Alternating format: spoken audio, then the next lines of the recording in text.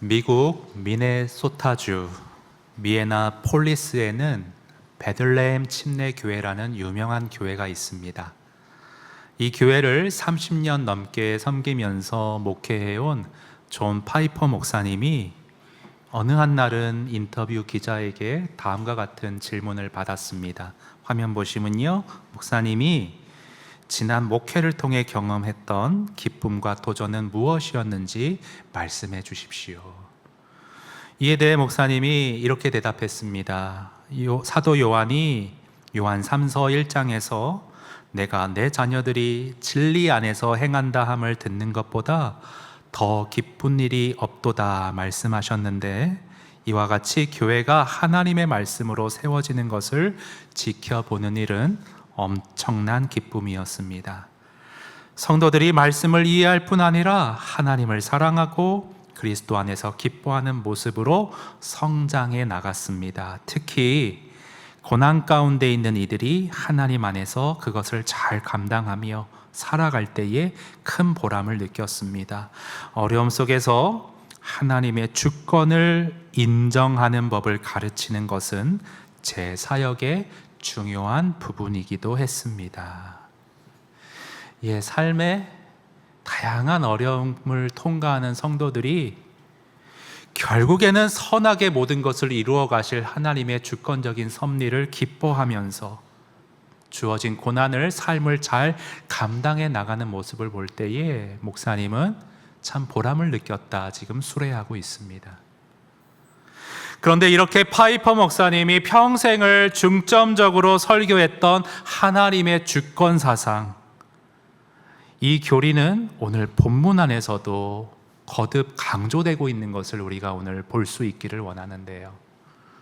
여러분, 지난주 설교 역시도요, 사실은 하나님의 주권에 관한 내용이었어요.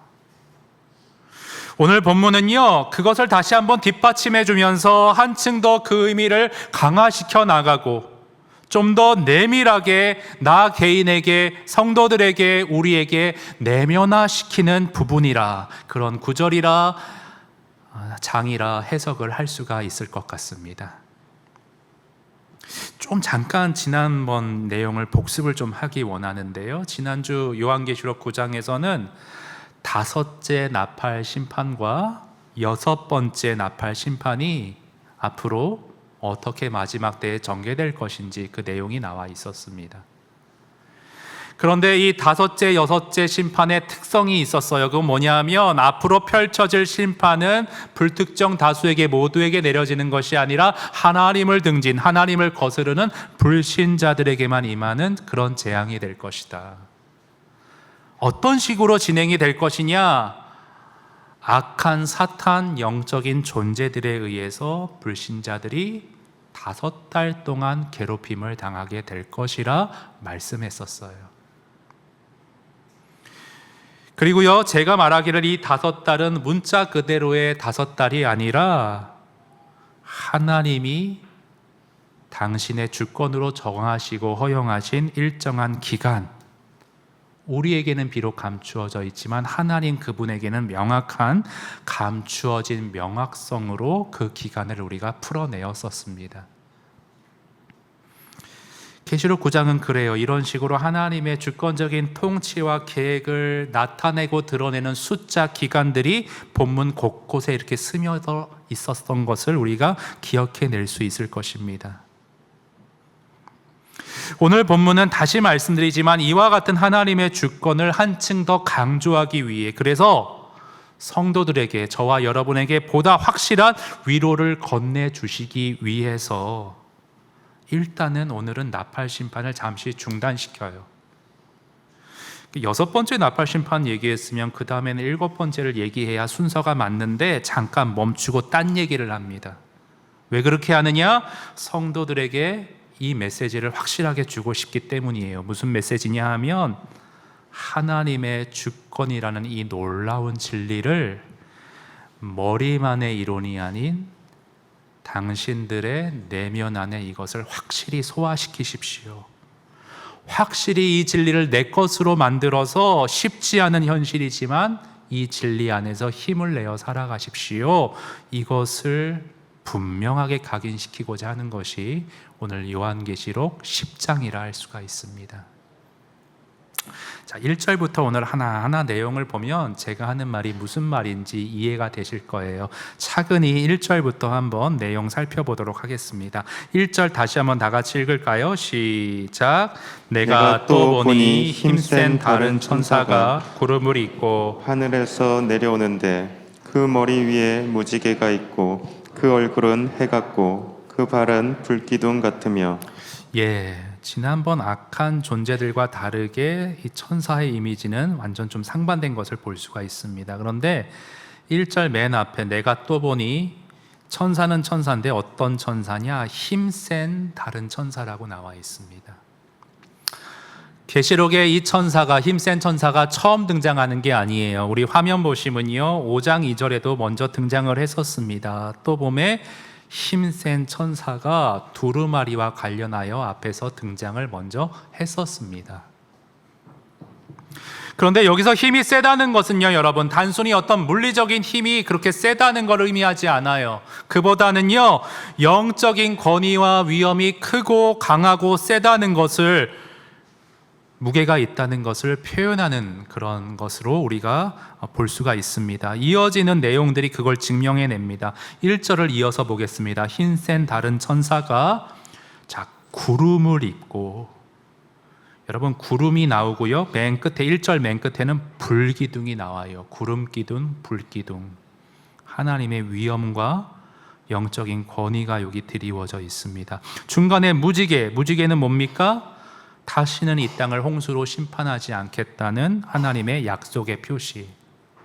그리고 얼굴이 뭐 같다고 나와 있죠? 해같이 빛났다고 나와 있습니다.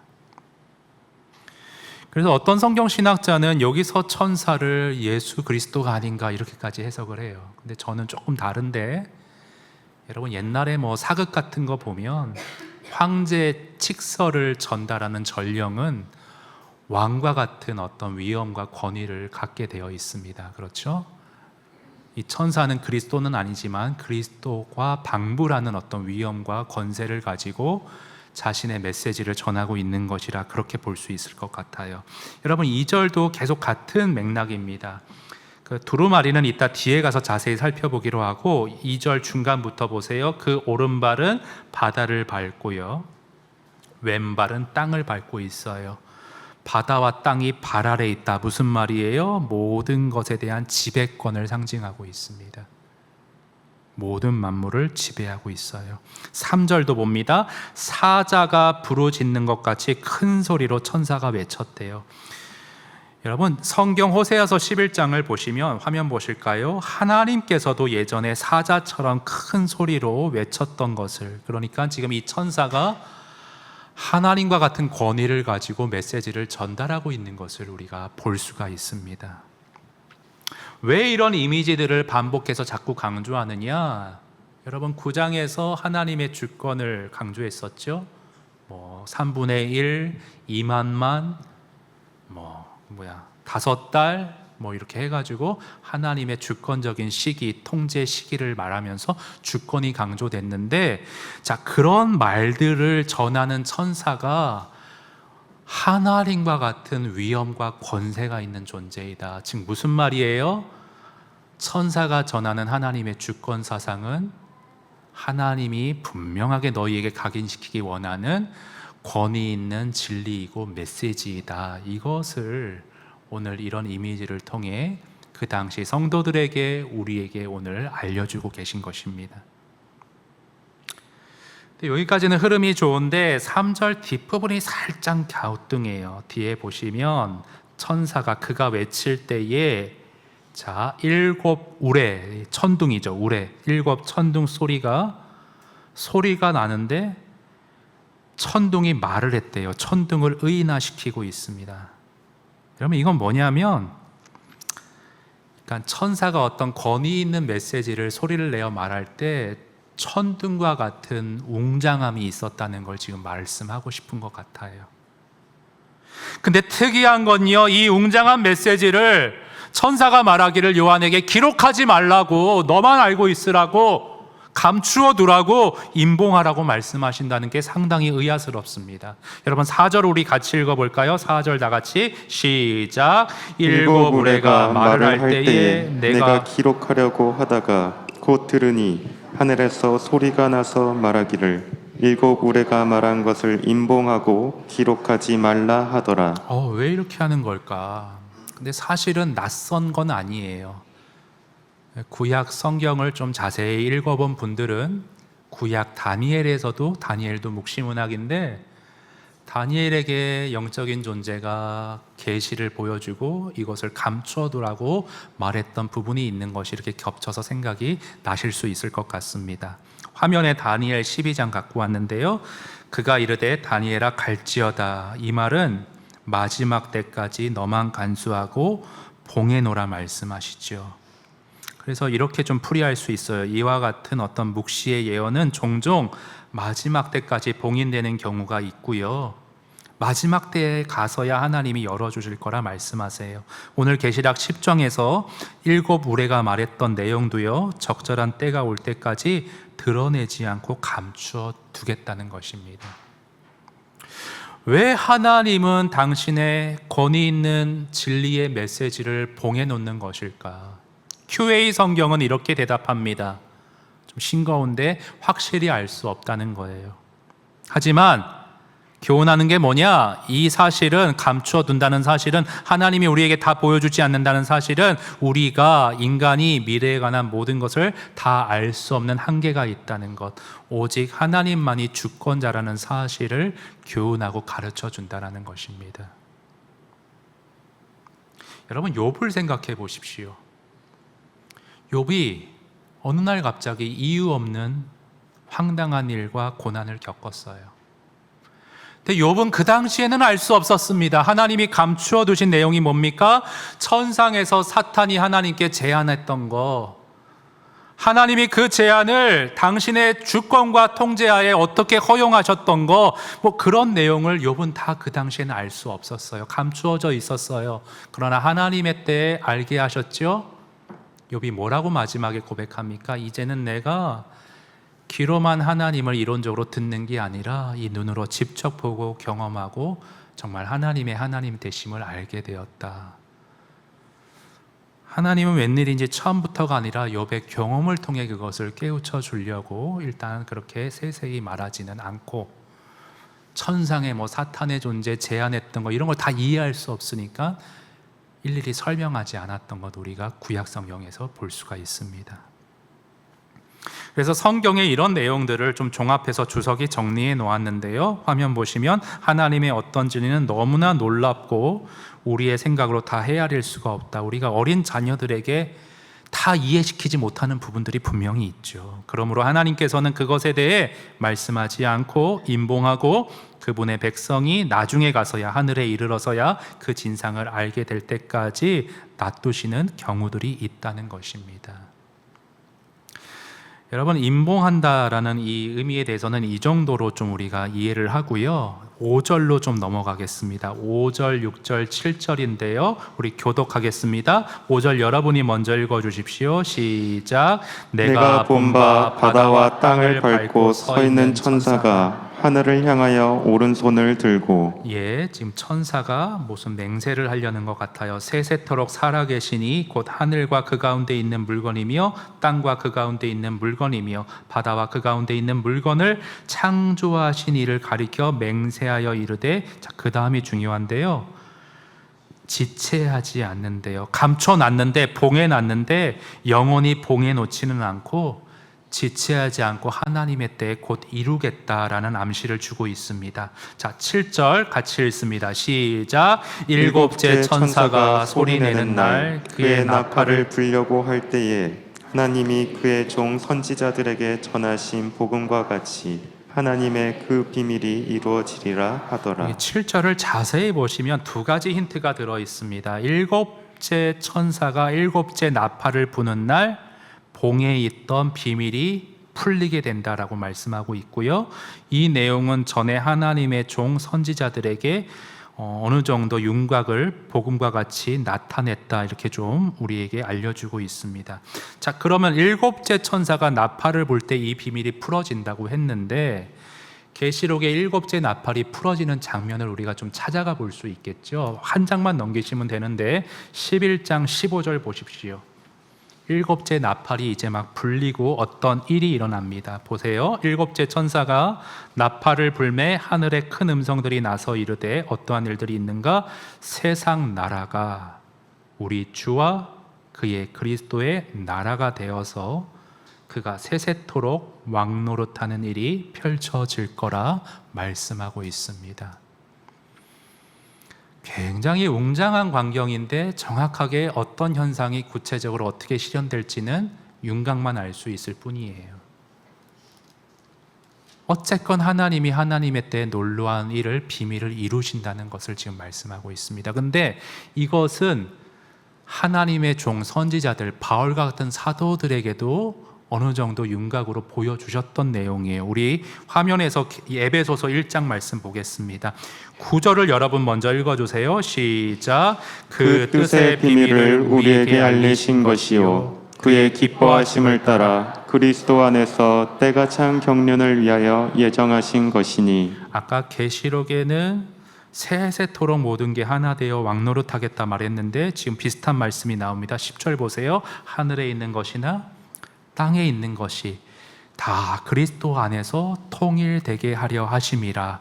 네, 이게 하나님의 주권으로 된다 말하고 있어요. 11절 시작. 모든 일을 그의 뜻의 결정대로 일하시는 이의 계획을 따라 우리가 예정을 입어 그 안에서 기업이 되었으니. 이는 우리가 그리스도 안에서 전부터 바라던 그의 영광의 찬송이 되게 하려 하심이라. 계시록에서는 왕노릇하게 하심이라.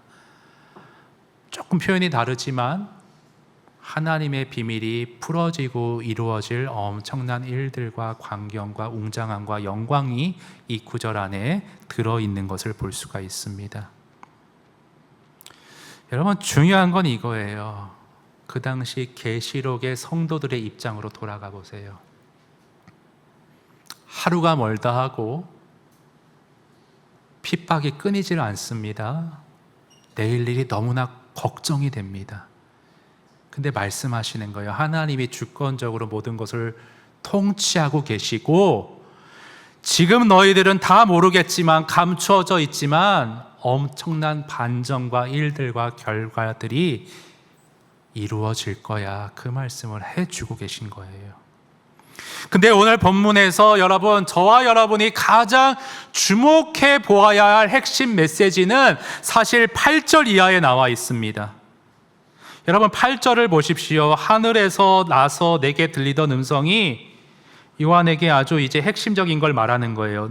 말하여 이르되 네가 가서 바다와 땅을 밟고 서 있는 천사의 손에, 아까 2절에 나왔던 그 천사의 손에 들린 펴 놓인 두루마리, 그것을 가지라, 요한에게 가지라, 소유하라, 개인화하여라 말하고 있습니다. 여러분, 두루마리가 앞에서는 임봉되어 있었어요. 그런데 그리스도께서 다 인심판 때 그것을 풀어내셨죠. 그래서 지금은 펼쳐져 있습니다. 근데 2절에 보니까 작은 두루마리로 되어 있어요. 왜 작은 두루마리냐? 요한이 이거를 먹어야 되거든요. 8절 보세요. 9절 보세요. 내가 천사에게 나아가 그 작은 두루마리를 달라 한즉 천사가 뭐라고 그래요? 갖다 어떻게 하래요? 먹어버리라. 갖다 먹어버리라. 10절에도 또 한 번 중간에 나옵니다. 갖다 먹어버리니. 성경에서 반복은 강조다 누누이 말씀드립니다. 오늘 10장의 강조점은 하나님의 진리, 하나님의 주권의 진리가 담긴 이 두루마리의 메시지를 갖다가 먹으라는 거예요. 내 개인화해서 소유해서 갖다가 먹으라는 것은 무슨 내용이에요? 풀어 말하면 진리의 내용을 완벽하게 소화하고 이해하고 네 것으로 만들라는 말이에요, 여러분. 그런데 이것은 요한에게만 요구하시는 요청이 아니었습니다. 오늘날 저와 여러분에게도 동일하게 이렇게 말씀하시는 거예요. 하나님의 주권 교리를, 사상을, 말씀을, 이 메시지를 개인화하고 가지고 갖다 먹고 완전히 내면화하여라. 여러분, 이찬수 목사님이 늘 강조하시는 게 제발 너네들이, 물론 후배니까 너네들이라고 하죠. 그렇죠. 목사님들이지만 얼마나 친근해요. 너무 경었으면 이렇게 거리가 느껴지잖아요. 너네들이 이해하지 못하는 말씀, 소화도 안 된 거 가지고 강단에 올라가지 말라고. 너희들의 삶을 통과하지 않았는데 어떻게 성도들의 삶을 그 메시지가 통과하겠느냐고. 먼저 메시지에 너희들이 철저히 무릎 꿇고 먼저 깨지라고. 삶을 통과한 설교를 하라고. 메신저가 먼저 말씀 앞에 완전히 정말 깨어지고 소화가 되어야지 성도들의 삶에서도 그 메시지가 소화될 수 있겠죠. 마찬가지예요. 사도 요한에게 갖다 먹으라. 천사가 사도 요한만 이뻐서 그런 게 아니라 그를 통해 전하게 될 메시지가 그가 먼저 소화가 돼야 우리에게도 소화될 수 있기 때문에 그런 요청을 지금 하고 있는 것입니다. 여러분, 이 포인트가 오늘 중점적으로 저와 여러분이 살펴볼 포인트인데 여기로 심층적으로 들어가기 전에 한 가지, 이게 무슨 뜻일까 갸우뚱할 수 있을 것 같아서 곁다리로 제가 하나만 좀 설명 간략하게 하고 넘어가겠습니다. 거기 9절 끝에 갖다 먹어라, 그래서 메시지를 받았는데 입에서는 단데 꿀처럼 단데 배에서는 쓰게 된대요. 10절에도 그 내용이 나와 있어요. 이게 무슨 말인가? 1차적으로 하나님의 말씀은 꿀처럼 답니다. 여호와는 나의 목자시니 내게 부족함이 없으리로다. 사망의 음침한 골짜기를 다닐지라도 내가 해를 당할까 두려워하지 않을 것은 주께서 나와 함께 하심이라. 얼마나 달콤하고 감미롭습니까? 그런데 예레미야 선지자의 경우를 보면 그런 구절이 나와요. 하나님이 말씀을 주셨을 때는 너무 감미롭고 달콤했는데 사람들에게 전하니까 거부하는 거예요. 이 메시지를 거부한 저들이 회개치 않고 멸망에 처할 걸 생각하니 너무 마음이 쓰디쓰고 아팠던 겁니다. 지금 그런 것을 요한이 겪은 게 아닌가, 그렇게 이해할 수 있을 것 같고요. 중요한 포인트는 다시 돌아옵니다. 사도 요한과 더불어 우리는 하나님의 주권이라는 이 성경의 핵심 사상과 교리를 완전히 내 것으로 만들어서 신앙과 삶의 자양분과 영양분으로 오늘 삼을 수 있어야 한다는 것입니다. 근데 솔직히 하나님의 주권 교리는 반감이 드는 교리예요. 우리가 뭐 기계야? 로봇이야? 하나님이 마음대로 하고 우리는 꼭두각시야? 이런 반감이 들 수 있고요.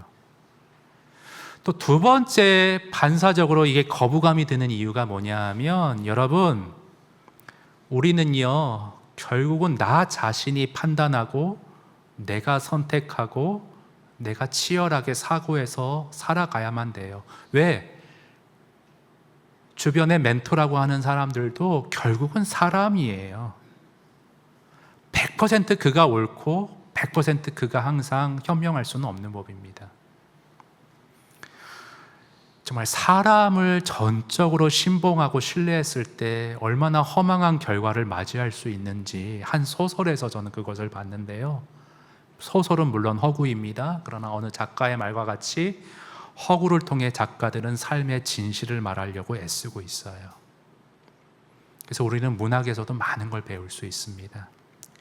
일본 작가 가즈오 이시구로라는 영국계 일본인이 있는데요.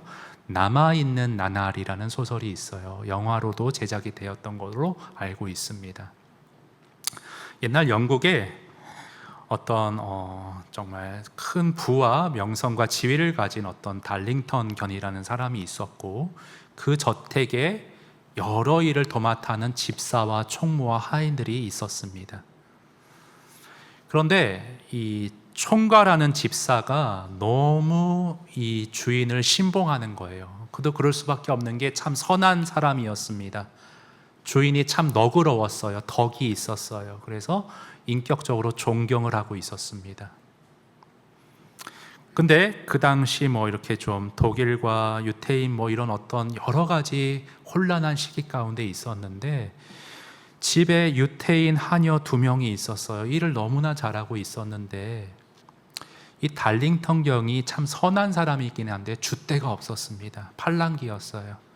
그래서 어느 귀부인하고 교제를 하면서 짧게 영향을 받고 어떤 책을 읽어서 유대인에 대한 순간의 반감이 들었던 것 같아요. 그래서 쫓아내 버립니다. 자, 그 대목에서 이 총괄하는 집사와 총무 사이에 갈등이 벌어져요. 아무리 주인이 저렇게 말했어도 이건 잘못된 거라고, 오갈 데 없는 두 명의 하녀를 지금 내보내면 어떻게 할 거냐고, 독일로 잡혀가면 어떻게 할 거냐고, 이게 얼마나 무책임한 일이냐고 말해야 한다고. 근데 그때 달링턴 견을 너무 존경하고 전적으로 신뢰했던 이 총괄 집사는 이런 말을 합니다. 소설의 한 대목을 갖고 와 봤는데요.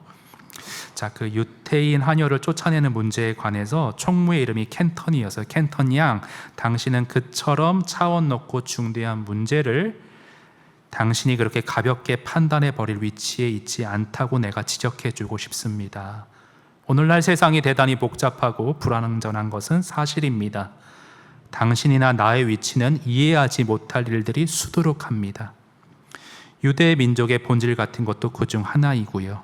반면에 우리 주인 달링턴 라디는 무엇이 최선인지를 판단하실 수 있는 좀 더 나은 위치에 계신다고 감히 말하고 싶습니다.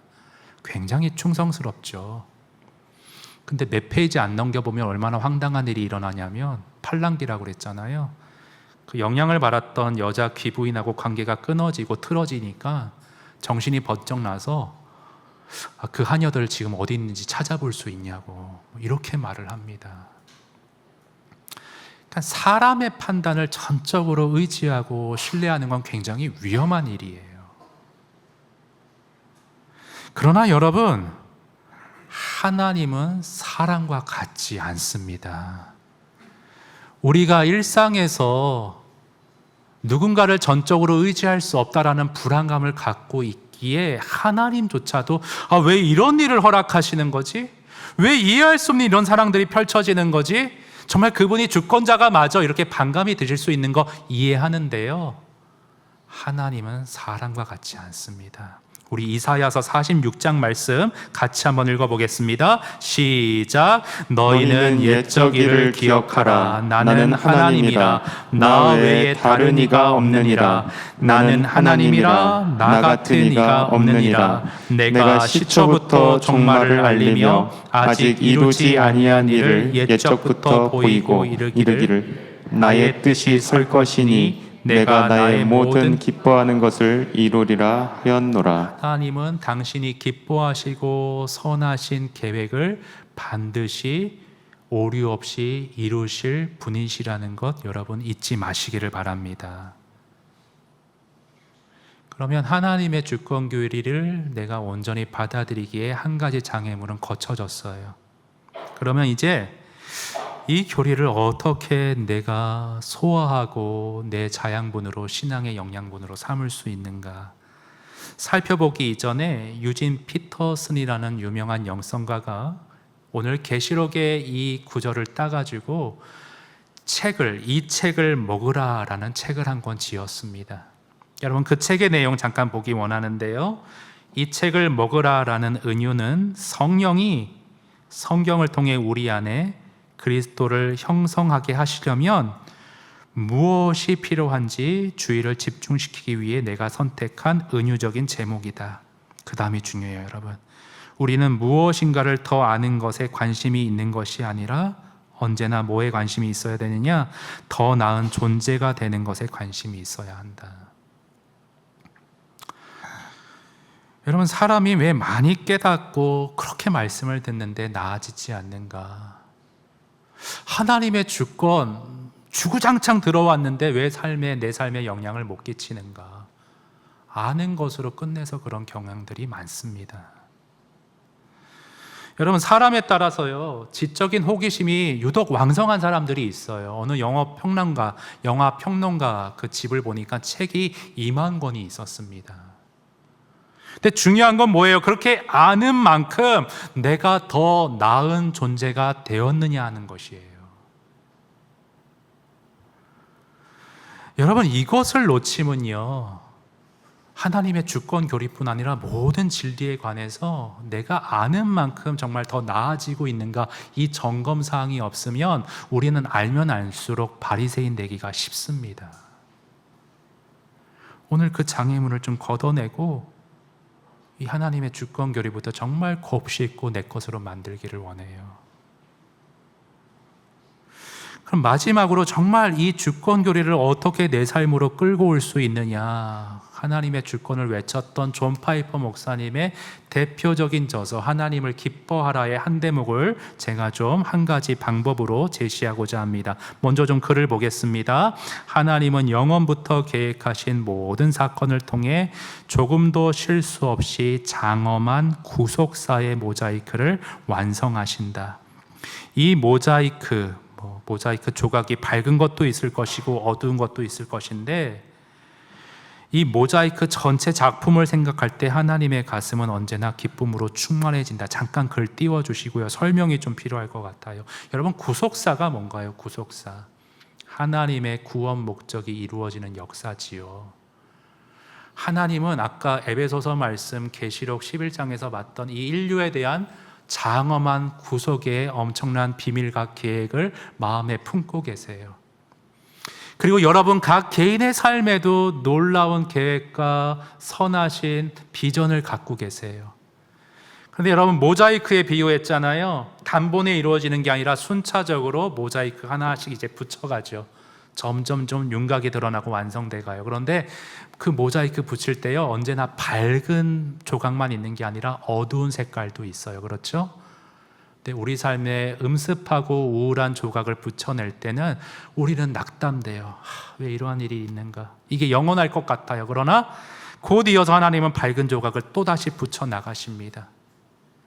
하나님은 언제나 전체 그림을 보세요. 그 조각들이 다 붙여서 얼마나 아름다운 작품이 될지를 하나님은 알고 계세요.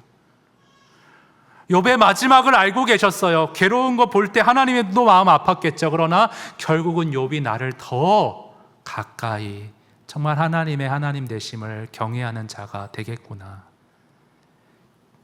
근데 우리는 전체를 보지 못합니다. 항상 조각만 봐요. 부분만 봐요. 근데 여러분 기억하세요. 하나님은, 나를 구원하신 하나님은 내 삶에 놀라운 계획을 가지고 계시고 결국 그것을 이루시고 작품을 완성해 나가실 거라는 것을 여러분 삶의 순간순간마다 잊지 마시기를 바랍니다. 여유가 있어야 돼요. 담대함이 있어야 돼요. 지금을 지나 이 또한 지나가서 하나님이 이루실 놀라운 일들이 완성돼 가고 있다. 그 모자이크로 성지순례 가면 여러 작품들, 성전들이 지어져 있다는 게 참 이런 것과 연관이 있는지 모르겠는데 그게 참 신기한 것 같아요. 사진 한번 보시겠어요? 오병이어 사건에 대한 어떤 그런 벽화인 것 같은데요. 저기 바구니는 까만색이죠. 근데 다른 바탕은 하얀색이에요. 조각조각 붙여 나갈 때, 우리는 까만 부분 붙여 나갈 때 몰라요, 전체 작품을. 그러나 하나님은 우리 인류에 관해, 여러분 개인에 관해 저런 작품을 구상하고 계시다는 거예요. 그리고 반드시 완성하실 것입니다. 그래서 여러분, 오늘 찬양의 가사, 이 모든 진리를 담은 가사를 좀 먼저 살펴보기 원하는데요. 가끔은 저렇게 까만 조각이 있어요. 그럴 때 이 땅의 삶이 좀 버겁지요. 그러나 전체 작품을 완성하실 주님의 선하심을 나 믿고 오늘 살아가리. 나같이 작은 자 통해 놀라운 일을 이루어 가실 하나님의 계획을 감사로 오늘 하루를 살아가기 원하네. 다음 가사, 내 삶의 전체 시간 속에, 모든 여정 속에 주님 함께 하시며 일하시네.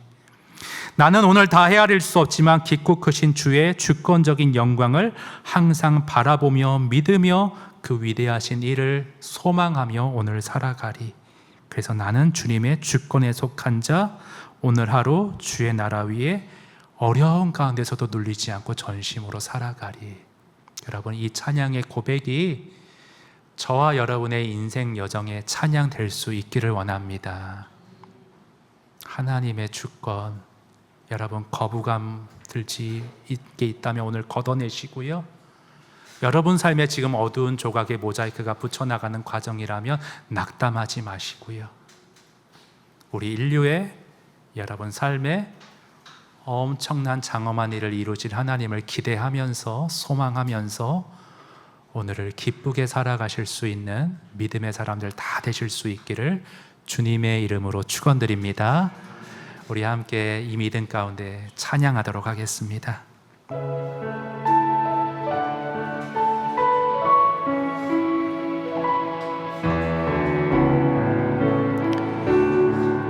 이 땅에 내 삶이 비록 버겁더라도 이 땅에 내 삶이 비록 버겁더라도 주님의 선하심 나 믿으며 가리. 이 작은 자통에 주가 이뤄가시니 감사로 사는 삶 나 살기 원하네. 내 삶의 시간 속에 주 일하시네. 내 모든 여정 속에 함께 하시네. 깊고도 크신 주의 영광 일러보리라. 위대하신 주, 위대하신 주, 나는 그 주님께 나는 주님께 속한 자 되어 주의 나라 위해 전심으로 살리라. 주의 마음에 합한 자 되어 맡기신 소명 이루리. 이 땅에 내 삶이 비록 버겁더라도 주님의 선하심 나 믿으며 가리. 이 작은 자통에 주가 이뤄가시니 아멘.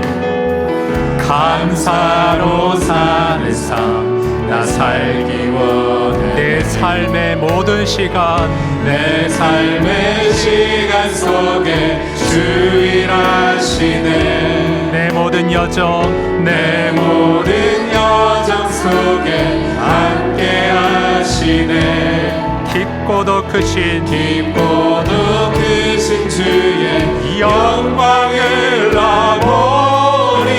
주권적인 위대하신 주,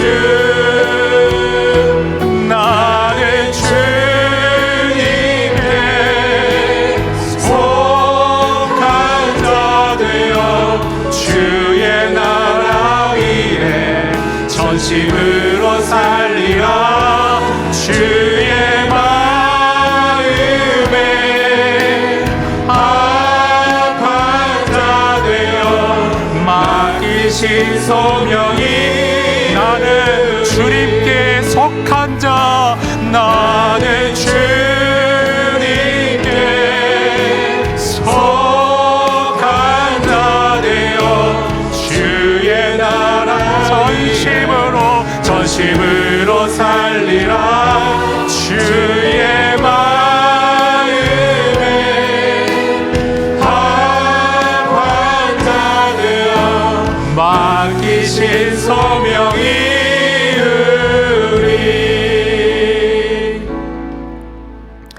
여러분 이 시간 기도하실 때에 저 깊고 하염없이 넓은 바다 한가운데 빠진 사람을 한번 상상해 보십시오. 여러분 구조대원이 다가왔는데 구조대원에게 전적으로 내어 맡기면 구조될 수 있는데 내가 불안해서 내가 염려돼서 발버둥 치면 칠수록 더 깊은 심연으로 가라앉을 수밖에 없다는 것 여러분 아실 것입니다. 하나님의 주권에 내어 맡기지 못하는 나의 모습이 그와 같지는 않습니까? 하나님이 다 계획이 있으신데 선하신 뜻을 반드시 이루어 가실 것인데 오늘이 너무 당황스럽고 너무 힘들어서 너무 내가 발버둥 치느라고 내가 너무 염려하느라고 하나님께 내어 맡기지 못하고 내 삶을 심연 속으로 빠뜨리고 있는 건 아닌지 모르겠습니다. 여러분 이 시간 하나님의 주권을, 이 교리를, 이 진리를 완전히 내 것으로 만들 수 있기 원합니다. 하나님, 머리로 그저 아는 사상이 아니라 내 삶을 실제적으로 내어 맡길 수 있기 원합니다. 하나님의 구속사의 전체 모자이크가 완성되고 이루어지실 걸 믿으며 오늘 나의 삶과 어려움을 모든 순간을 내어 맡기며 주님만이 주실 수 있는 평안 가운데 오늘 주의 손 잡고 오늘 하루를 성실히 살아가는 믿음의 삶을 살아가기 원합니다라고 주님 앞에 우리 통성으로 함께 기도하겠습니다. 하나님 아버지, 우리의 삶을 이 시간 주님 앞에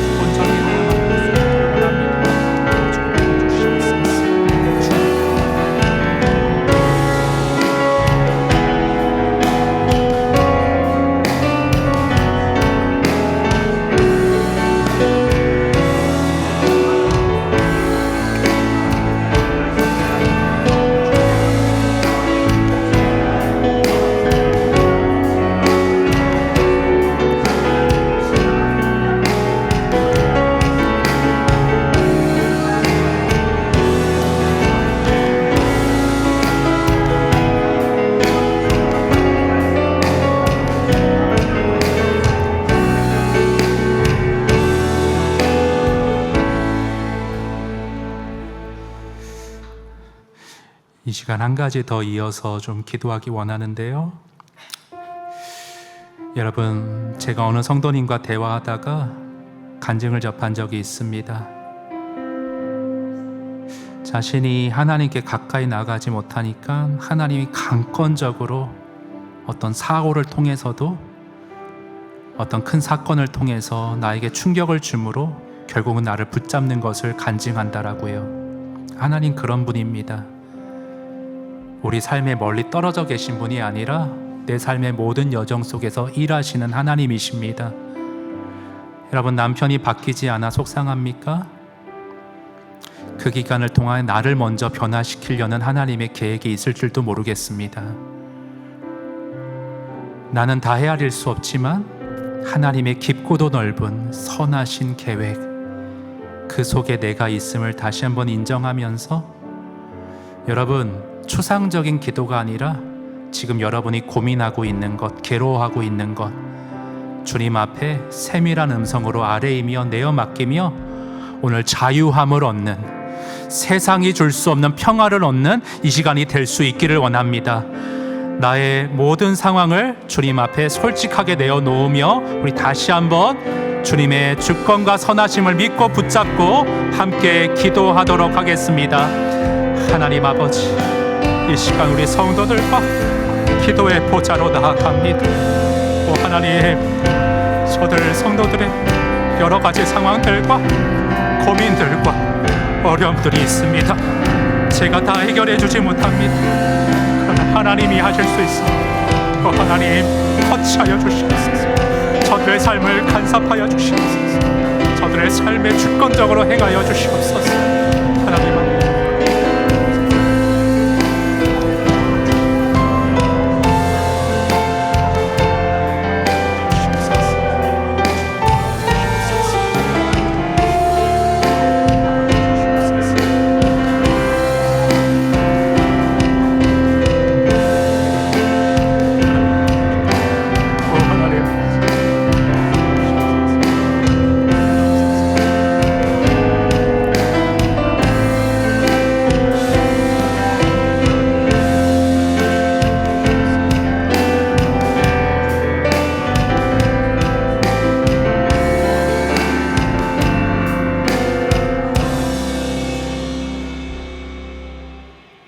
예수님께서 제자들 향해 말씀해 주시기를 내가 주는 평안은 세상이 알 수 없는 평안이라 말씀해 주셨습니다. 하나님, 불완전하고 참으로 깊고 높은 파고가 수시로 일렁이는 이 세상살이, 우리 성도들이 선하신 하나님의 주권에 기대어 세상이 알 수 없는 평안을 맛보며 살아갈 수 있도록 하나님 은혜 베풀어 주시옵소서.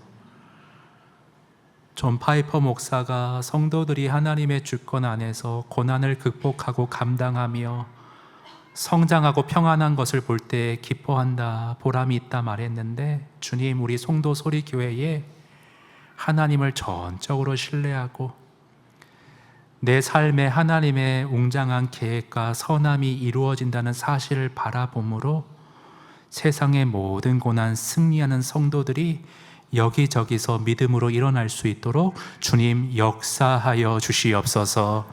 오늘의 말씀이 저들의 마음 가운데 삼키어지고 소화되고 내면화되어서 일주일 내내 생각나게 하시고, 아니 평생의 삶의 지침과 원동력과 진정한 위안과 능력과 힘으로 작용할 수 있도록 성령님 역사하여 주시옵소서.